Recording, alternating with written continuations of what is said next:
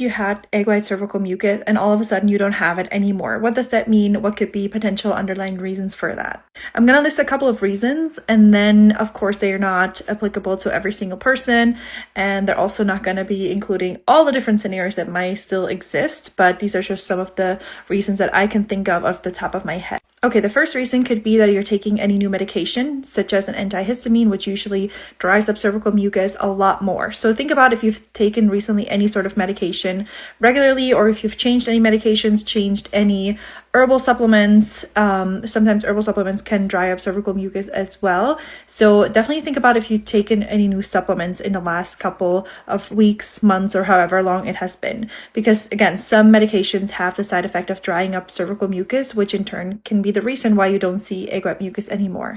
Number 2, are you hydrating enough? If you don't drink enough water, that could also mean that you have less cervical fluid, because cervical fluid is 98% water-based. So making sure that you drink enough can really make a big difference. And for those that have 1 month on, 1 month off of cervical fluid, hydration could be closely linked to that as well. So when it comes to observing cervical mucus, there's a specific way to go about it, and that's by doing toilet paper tissue checks. So every time we use the bathroom, wiping front to back, before and after using the bathroom, to catch any cervical fluid that might have collected at the opening of the vagina is very important.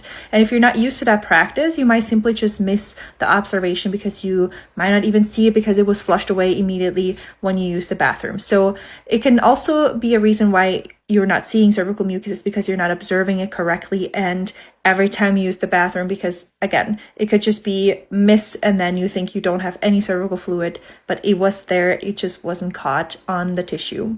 Lastly, sometimes we don't see any cervical fluid on the toilet paper, but we might have ample enough cervical fluid at the cervix, because the cervix is the place where cervical fluid is produced. So if we're doing cervical checks in that case, it can be really helpful because sometimes we have a lot of cervical fluid up there, but it just doesn't make it all the way down, and therefore we might get worried, but everything is okay because the cervix shows clear fertility signs. So a cervical check could be helpful. There's a specific way to do that. If you want to dive deeper into that, I'm happy to explain more as well. Lastly, I want to point out too that maybe you've developed some sort of hormonal imbalance over the last couple of weeks or months, and therefore now that has changed when it comes to your hormones. Maybe you have come off hormonal birth control, maybe you've gone on hormonal birth control, or maybe you have changed anything at all that has to do with your hormones. It could also be a reason for seeing more or less cervical fluid, because cervical fluid is closely linked to estrogen. So having more or less estrogen is obviously influencing your cervical mucus production as well. So think about it if your cycle has changed in the past couple of weeks or months,